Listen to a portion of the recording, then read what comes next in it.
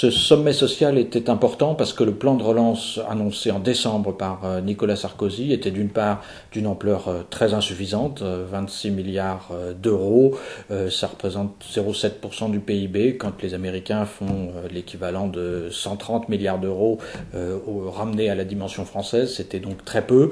Et d'autre part, ce plan ne comportait aucune mesure immédiate, en particulier pour les chômeurs, pour les gens qui étaient les premières victimes directes de la crise, et donc il est apparu très rapidement comme très insuffisant, à la fois sur le plan social et politique, mais aussi sur le plan économique, dans sa capacité à soutenir l'activité et à empêcher que la récession s'aggrave.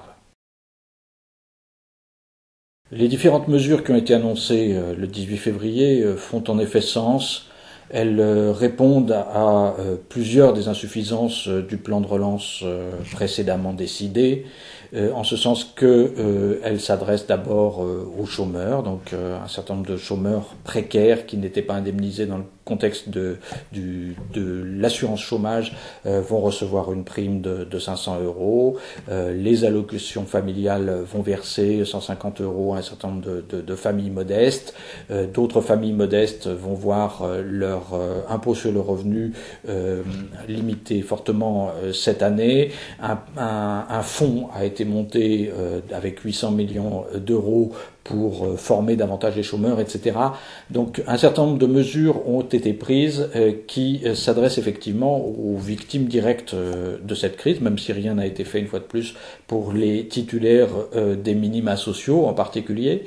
Et c'était bien ce qui manquait dans le plan précédent.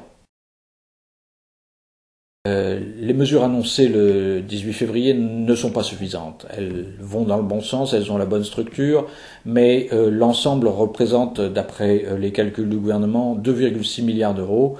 On voit que ce n'est pas du tout à la hauteur de l'écart qui sépare un plan type américain, donc 130 milliards d'euros à l'échelle française, et les 26 milliards qui avaient été annoncés dans un premier temps.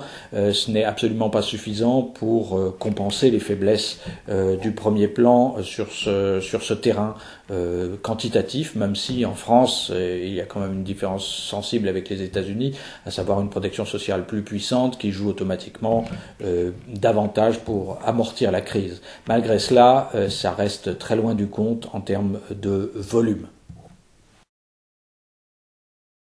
Donc, un des points importants que demandaient les syndicats lors de ce sommet et sur lesquels ils n'ont pas obtenu satisfaction, ils demandaient une hausse du SMIC d'une part et d'autre part une incitation à ce que les entreprises augmentent les salaires.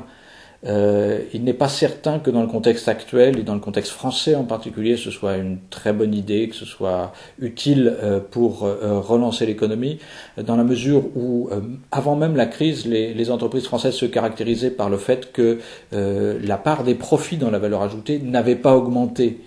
Contrairement à ce qui s'est passé dans la plupart des autres pays développés, ce qui les avait amenés à s'endetter fortement pour continuer à investir dans la dernière période. Or, aujourd'hui, cet endettement est devenu plus difficile, le crédit est rare et cher. Augmenter les salaires aujourd'hui, ce serait probablement mettre davantage d'entreprises en difficulté, donc handicaper l'emploi.